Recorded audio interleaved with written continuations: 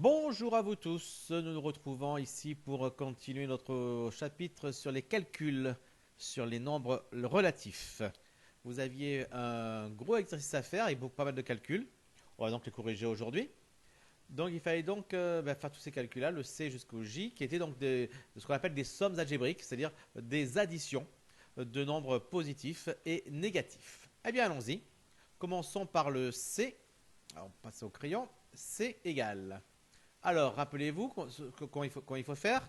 Il faut donc tout simplement mettre ensemble tous les négatifs et ensemble tous les positifs. Commençons par les positifs. Ici, ils sont où les positifs? Ils sont là et là. 6 et 7. 6 plus 7, ça fait 13. Donc, résultat, plus 13. Parce qu'on garde le signe commun, évidemment. Plus, on va mettre maintenant les négatifs entre eux. Alors, négatif, il y a qui? Il y a 2, moins 2, moins 3, moins 4, moins 5. Donc, on va additionner les licences à 0. On va additionner le 2 et le 3, ça va faire 5. On va ajouter 4, ça va faire 9. On va ajouter 5, ça va faire 14. Donc, plus, moins 14. Et ainsi, on obtient à calculer plus 13, plus moins 14. Là, les signes ne sont pas les mêmes. Il faut donc soustraire les distances à 0. 14 moins 13, ça fait 1. Et c'est le moins qui l'emporte puisque 14 était plus grand que 13. Donc résultat, moins 1. Ce moins, il est vraiment trop pas beau. On va effacer. Le égal aussi, il était un peu raté. Allez, égal. Moins 1. Très bien. Allez, on continue. Le D maintenant. Alors le D, qu'est-ce qu'on avait? Pareil que les additions, avec des négatifs et des positifs. Allez, commençons par les positifs. Bon, je vais arrêter de passer en couleur maintenant. Je pense que tout le monde a bien saisi le principe. Alors, les positifs, c'est 31 et 59. 31 plus 59, ça fait 90.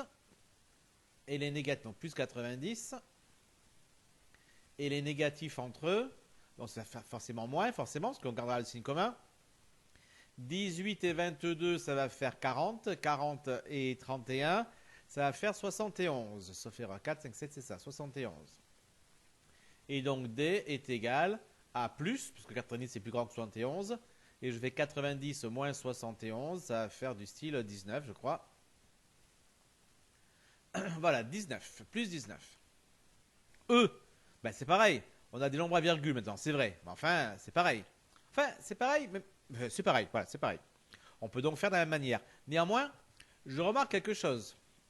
Je remarque que j'ai dans ce calcul plus 0,2 ici et moins 0,2 qui sont des nombres opposés. Et donc, puisque ce sont des nombres opposés, ça veut donc dire que je peux, plutôt que leur addition va faire 0. Donc, puisque leur addition va faire 0, je n'ai pas besoin de m'en préoccuper. Je peux les enlever directement. D'accord? Et ne travailler qu'avec le reste finalement. Les positifs, j'ai qui? J'ai que le plus 10 et le plus 50, ça va me faire plus 60.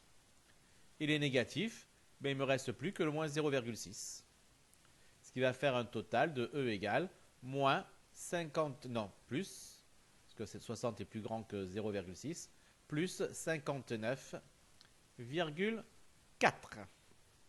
D'accord? Allez, on passe au F maintenant. Alors là, au F, on voit qu'on a encore des choses similaires. Qu'est-ce qu'on voit? On voit qu'on a un plus 9 et un moins 9. Ça va donc simplifier. On voit que j'ai un 23 plus 23 et un moins 23. Ils sont opposés aussi, ça va faire 0. Et je vois aussi que j'ai un plus 51 et un moins 51. Ils sont opposés aussi, ça va faire 0. Du coup, tout a été barré. Donc, il ne reste plus rien. Il reste 0. F égale 0. Si on n'avait pas vu ça, on aurait fait la somme des positifs, on aurait trouvé combien? On aurait trouvé 83, je crois, plus 83. La somme des négatifs, on aurait trouvé moins 83. Et l'addition des deux aurait fait évidemment 0. Là, évidemment, ça va plus vite. G. Alors là, ça marche plus pareil, dommage. C'est bien pratique quand il y a les opposés. Ça permet d'aller beaucoup, beaucoup plus vite. Alors, ici, les positifs entre eux, qui y a? Il y a le 2 plus 2, avec le plus 4, ça va faire 6. Et avec 6, ça va faire 12. Plus 12. Et les négatifs, donc moins, il y a le 1 avec le 3, ça va faire 4. Et avec le 5, ça va faire 9. J'obtiens donc plus 12 plus moins 9, ce qui fait évidemment plus 3. Voilà, hop, plus 3. H maintenant. Alors H, qu'est-ce que je vois? Ah, j'ai encore des opposés. Super. Moins 31 avec plus 31, ça va faire 0. Moins 15 avec plus 15, ça va faire 0. Il reste quoi? Il reste moins 23, donc résultat, moins 23. Directement. D'accord? Alors là, ici, dans le I, dans le I suivant, on peut aussi simplifier la vie. Alors normalement, bon, il n'y a pas d'opposé ici. Il n'y a clairement pas d'opposé. Néanmoins, on peut remarquer que si je fais plus 12 avec plus 8, je vais trouver plus 20. Et si je fais moins 15 avec moins 35, je vais trouver moins 50. Ce qui fait que mon I, en réalité, je peux très bien le considérer comme étant moins 50, donc, grâce à ce que j'ai fait ici, entouré en vert, plus 50, qui lui n'a pas été utilisé, plus 20, donc c'est ce qui est ici, que j'ai fait en premier en vert, le plus 12 plus 8, plus moins 20. Et là, je vois apparaître des nombres opposés, moins 50 et plus 50, plus 20 et moins 20. Et donc, il ne reste plus rien. Donc, I est égal. Donc, I est égal à 0 aussi. D'accord? Si je ne l'avais pas fait, c'est pas grave. On se sort toujours. Je retrouvais combien? Je retrouvais plus 70, plus moins 70. Hein. Et on aurait trouvé 0 quand même. En fait, quand on les voit, ça permet de simplifier un peu le calcul et d'aller un peu plus vite. Ensuite, pour le suivant, je ne vois pas de trucs qui vont simplifier, je crois. Donc, il faut faire les calculs complets. Alors, pour le J, donc, on va regarder. Alors, les positifs, il y a quoi? J'ai un 5,3 avec un 41. Ça va faire 46,3. Et c'est tout. 46,3 avec un plus devant quand même et une parenthèse. Plus. Alors, les négatifs, donc moins. Alors, ça va faire quoi? Moins 7 avec, je vais faire moins 7,6. Ça va faire moins 14,6. Avec le moins 1 ici, ça va faire moins 15,6. Et là, il y a encore ce moins 0,7. Donc, j'étais à 15,6. Ça va faire donc 16,6, 16,3. Moins 16,3. D'accord? Là, je l'ai fait calcul de tête, avec un risque d'erreur d'ailleurs. Peut-être que si vous avez fait les calculs posés, vous avez rendu compte que j'ai fait une petite erreur de retenue. Ça peut arriver. Là encore, hein, c'est soit de tête comme j'ai fait, soit vous posez les opérations. Hein. Il n'y a aucun mal ici à écrire 7 plus 0,7 plus 7,6 plus 1 et faire, non, dans ce cas, le 7 serait ici, pour écrire quelque chose correctement. D'accord? Et de faire l'opération complète. Hein. Il n'y a aucun souci. Hein. Vous avez un brouillon, vous en faites ce que vous voulez. Donc, je trouve combien? Je trouve J égale donc. Là encore, si vous avez du mal à faire ce calcul, cette soustraction de tête, hein, si vous devez faire 46,3 moins 16,3, si vous devez la poser, il n'y a aucun souci. D'accord? Dans tous les cas, vous trouverez plus 30. D'accord? Voilà, donc j'espère que vous avez fait juste, ou que s'il y a des erreurs, eh bien, ce sont des erreurs d'inattention et que tout ça est bien compris. Et que vous êtes prêts maintenant à attaquer la deuxième opération qui est la soustraction. Alors, la soustraction, donc dans la partie grande 3, soustraction, ça, hop, on va le descendre un peu, c'est pas la peine de regarder tout en détail pour l'instant. Il ne veut pas descendre, lui. Ah, il veut descendre. Voilà, donc la soustraction, qu'est-ce que c'est? Eh bien, la soustraction, ce qu'il faut bien comprendre, avant même de regarder ce qui est écrit à l'écran, c'est la chose suivante. La soustraction est une opération qu'on ne saura pas faire en maths. La soustraction des relatifs, on ne sait pas faire. D'accord? Alors, on va faire, mais on ne sait pas faire. Eh bien, on va voir la même situation que lorsqu'on était en sixième et que vous aviez des divisions à faire du style 7 divisé par 0,2. D'accord? Avec donc un diviseur qui était égal donc il y avait une virgule. Et ça, on sait que poser l'opération T comme ça, ça marche pas. Alors on a fait quoi? On a transformé cette opération en une autre opération dont on sait qu'elle a le même résultat. Et c'est devenu 70 divisé par 2 en multipliant le 7 par 10 et le 0,2 par 10. Donc comme ça, on élimine la virgule, etc. Et on trouve évidemment 35 ici. Eh bien, donc on en conclut que 7 divisé par 0,2, lui aussi, il vaut 35. D'accord? Donc c'est-à-dire que lorsqu'on ne sait pas faire une opération, eh bien, on en fait une autre. On en fait une autre, tout simplement, dont on sait qu'elle a le même résultat. Eh bien là, quand on a ici une soustraction, comme ici, A moins B, ici, le moins ici veut bien dire soustraction, puisqu'il est entre deux nombres. Hein. D'accord? Donc ça veut bien dire soustraction. Je vais prendre ici, peut-être, si ça marche, gagner un peu de place. Oui, ça marche. Voilà, soustraction. D'accord? Eh bien, qu'est-ce que je fais quand j'ai une soustraction avec des nombres relatifs? Je vais la transformer en une addition. Pourquoi est-ce que je la transforme en une addition? Ben, tout simplement parce que les additions, je sais très bien les faire. Sauf que bien sûr, si à la place de faire une soustraction, je me contente de faire une addition, ça ne marchera pas. Évidemment, imaginez si on a 3 moins 2 et que à la place je fais 3 plus 2, ça ne marchera pas. Ça ne donnera pas le même résultat. Eh bien, pour que ça marche, on va voir pourquoi. Pour que ça marche, eh bien, le B qui est là, doit être transformé en moins B. Mais ce moins, il signifie quoi, ce moins? Il signifie, il ne veut pas dire nombre négatif, hein. Ce moins B, ce moins-là, il veut dire opposé de B. Ça veut donc dire que quand j'ai une soustraction entre A et B, je vais la transformer en une addition entre A, qui ne change pas, et l'opposé de B. D'accord? Donc ça, c'est la propriété à écrire, à apprendre par cœur et à connaître. Maintenant, pourquoi on fait ça? Parce que ça marche.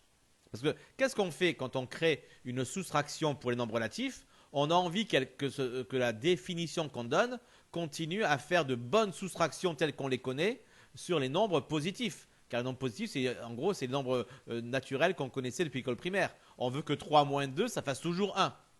On veut que 6 moins 4, ça fasse toujours 2. Ben, c'est chose qu'on va vérifier. Regardez ici. Si justement, plus 6 moins plus 4. Je vais réécrire ici. Plus 6 moins plus 4. Plus 6, c'est 6. La soustraction, c'est la soustraction. Et plus 4, c'est 4. Ça veut donc dire que ça doit donc donner 2. Il faut donc que je me débrouille pour que plus 6 moins plus 4, ça donne 2. Alors comment est-ce qu'il faut faire? Puisque j'ai un plus 6 et un plus 4, pour obtenir un 2 à l'arrivée. Je dirais même un 2, c'est-à-dire un plus 2, évidemment. Car 2, c'est un plus 2. D'accord? Avec une soustraction ici. Comment faire pour que plus 6 moins plus 4, ça fasse plus 2? Alors j'ai dit, je veux transformer la soustraction en addition. Donc je vais mettre un plus à la place. Mais dans cette condition, ça ne me fera pas plus 2. Comment faire pour obtenir 2 ici? Alors que j'ai un 6 et un 4. Bien, je vois bien qu'il a fallu que je fasse 6 moins 4 pour trouver 2. Et donc, il a fallu que les signes ne soient pas les mêmes. Donc, je ne peux pas avoir encore un plus et un plus. Pas possible. Il faut donc qu'il y en ait un des deux qui perde son plus, qui devienne un moins. Mais lequel devra perdre son plus? Est-ce que ça peut être celui-ci? Est-ce que ça peut être le plus 6? Bien, regardons. Si ce plus 6 devient moins 6, lorsque je vais faire le calcul, l'addition, je vais faire donc 6 moins 4, ça va faire 2. Et entre 6 et 4, qui est le plus grand? C'est 6. Quel signe il a? Il a moins. Donc c'est le moins qui l'emporterait. Ça me donnerait moins 2. Est-ce que c'est ce que je veux? Non. Donc c'est certainement pas lui qui va devoir perdre son signe. Ce sera le 4 qui va devoir changer de signe. Et ainsi, effectivement, plus 6 plus moins 4, ça fait bien plus 2. Et pour faire ça, pour que ce plus 4 devienne moins 4, qu'est-ce que j'ai fait? J'ai bien transformé plus 4 en son opposé. Donc c'est bien ce que j'ai fait ici. J'ai transformé la soustraction en addition et j'ai transformé le nombre qui était après, le b, en son opposé. D'accord? Alors regardons comment ça marche. Donc plus 6 moins plus 4. Donc appliquant la formule, j'ai une soustraction, elle devient donc addition. Le a il ne change pas, il reste plus 6. La soustraction devient addition et le plus 4 devient son opposé, c'est-à-dire moins 4. Plus 6 plus moins 4, ça fait, les signes ne sont pas les mêmes. Je soustrais donc le 6 et le 4, ça fait 2. Entre 6 et 4, le plus grand c'est plus, il y avait un plus 2. Plus 6 moins plus 12. Alors là, déjà, c'est intéressant, plus 6 moins plus 12. Parce que si on l'écrit sous forme de nombre naturel, ça devient plus 6, c'est-à-dire 6, moins plus 12, c'est-à-dire 12. 6 moins 12. Et 6 moins 12, à l'école primaire, quand vous aviez ça, on vous disait, oh là, 6 moins 12, ce n'est pas possible. Et effectivement, avec les nombres que vous aviez à l'époque, ce n'était pas possible. Regardons ce que ça donne ici. Plus 6 moins plus 12. Eh bien, le plus 6, il ne change pas. La soustraction devient addition. Et le plus 12 devient son opposé, c'est-à-dire moins 12. Et plus 6 plus moins 12, ça, on sait très très bien le calculer, ça fait moins 6. Plus 6 plus moins 12, ça fait moins 6. D'accord? Et donc cette opération-là, 6 moins 12, qu'on ne savait pas calculer à l'école primaire, on pourrait même marquer maintenant que ça fait moins 6. Mais on reviendra plus tard dans la partie grand 4 à cette manière d'écrire 6 moins 12 égale moins 6. Pour l'instant, je vais vous demander de mettre en pause la vidéo et de faire les 4 calculs qui restent à faire. Voilà, donc normalement vous avez fait vos calculs. Passons à la correction.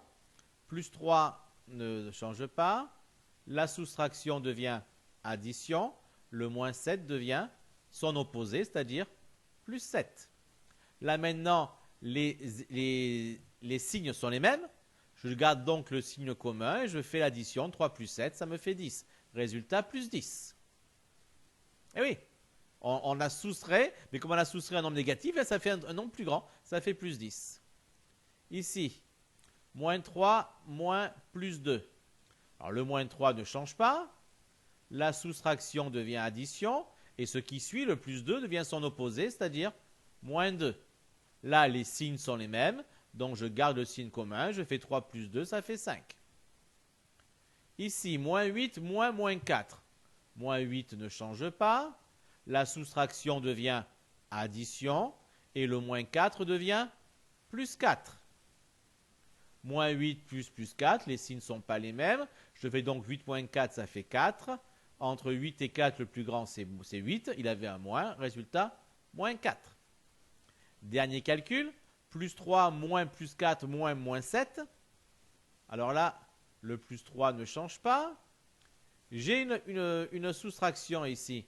Elle devient addition. Et donc, le nombre qui suit, moins 4, devient son opposé, c'est-à-dire moins 4. Puis j'ai encore une soustraction, elle devient elle aussi addition, et le nombre qui suit, moins 7, devient son opposé, plus 7. D'accord? Maintenant, je vais, comme on l'a fait tout à l'heure, je fais les positifs entre eux, ça me donne plus 10. Les négatifs entre eux, il y en a plus 10. Les négatifs entre eux, il n'y en a qu'un, c'est moins 4, ce qui me fait un total de plus 6. D'accord? Donc c'est pareil, vous avez vu? Même maintenant où il y a plusieurs soustractions qui sont à la suite, à chaque fois que j'arrive à une soustraction, je la transforme en une addition et le nombre qui suit est changé tout simplement en son opposé, tout simplement. D'accord? Alors maintenant, regardons ensemble des cas un peu plus compliqués tout de même, comme c'est le cas ici. transforme chaque expression en somme de nombres relatifs, puis calculer. Donc, c'est-à-dire qu'il faut d'abord changer toutes les soustractions en addition, et après, on calcule. A égale. Alors, qu'est-ce que j'ai là? J'ai moins 1. Après, j'ai une addition. Donc, je garde mon addition. Après, j'ai moins 2. J'aurais écrit moins 2. Ah, j'arrive j'arrive à ce moment-là à une soustraction. Je la transforme en addition. Et ce qui suit le plus 3 devient moins 3. Puis après, j'ai une addition. Là, je ne change rien. Alors, on a souvent en cinquième des enfants qui font le contraire. Ils disent maintenant, mais puisque j'ai une addition, je vais la transformer en soustraction. Mais surtout pas. Surtout pas. Quand vous avez des soustractions, vous ne savez pas les faire. Donc, vous les transformez en addition. Mais si vous avez déjà des additions, vous savez les faire. Est-ce qu'il est intelligent de les transformer en quelque chose que vous ne savez pas faire? Pas du tout. Donc, évidemment, à chaque fois que j'ai une addition, je suis content et je recopie, tout simplement. Et ce qui suit, comme ici le moins 2 ou comme ici le moins 4, est-ce qu'il a des raisons d'être changé? Non. C'est quand la soustraction devient addition que ce qui suit doit être changé en son opposé. Là, ici, cette addition, c'était déjà une addition. Donc, j'ai aucune transformation qui a été faite. Donc, j'ai aucune raison que ce qui suit change. Par contre, ici, oui. Là, j'avais une soustraction. Elle est devenue addition. Donc, forcément, il y a eu transformation. Et s'il y a transformation, ce plus 3 doit devenir moins 3, doit devenir son opposé. D'accord? Faites bien attention à ça. Donc, je continue mon calcul. Là, j'ai une addition. Donc, je ne change rien. Et donc, le plus 5, il reste plus 5. Par contre, là, j'ai une soustraction. La soustraction devient donc addition. Et le moins 6 devient son opposé, c'est-à-dire plus 6. Maintenant, je ne me préoccupe plus du tout, de ce qu'était la première ligne. La première ligne, elle est oubliée. J'en suis à la troisième de ligne maintenant. Donc, tout ce qui m'intéresse, c'est comment passer de la deuxième à la troisième. Alors, comment est-ce que je fais ça? Je regarde. Maintenant, j'ai quoi? J'ai uniquement des additions. Et faire des additions de nombres relatifs, ça, vous savez faire. On a fait plein jusqu'à présent. On a corrigé un exercice exprès là-dessus il y a quelques minutes. On va faire quoi? Mettre ensemble les positifs, c'est-à-dire ici, il n'y a que le plus 5 et le plus 6, ça fait plus 11. Et mettre ensemble les négatifs, c'est-à-dire le moins 1, le moins 2, le moins 3, le moins 4. Alors ça va faire moins, et ça va faire 1 plus 2, ça fait 3, plus 3, ça fait 6, plus 4, ça fait 10. Donc A égale plus 10, plus moins 10. Et au total, ça nous fait A égale plus 1. D'accord? Alors, ce à quoi il faut bien faire attention, c'est que, par exemple, le moins 3 qui est là, c'est bien un nombre négatif. Oui, au début, c'était plus 3. Mais on s'en fout maintenant, c'est plus 3. Maintenant, c'est moins 3. La première ligne, elle est totalement oubliée. Maintenant, c'est un moins 3, donc il est négatif. D'accord? Donc, j'obtiens bien plus 1 à l'arrivée. D'accord? Voilà, maintenant c'est à vous. Sur le côté droit, vous avez donc de B jusqu'à H. Vous avez ça à faire pour la prochaine fois, tout simplement. Voilà, vous faites comme j'ai fait pour le A. Vous transformez toutes les soustractions en addition. Et après, vous faites les calculs, tout simplement. Allez, je compte sur vous. Bonne journée les enfants et bon travail. À très bientôt. Ciao, ciao.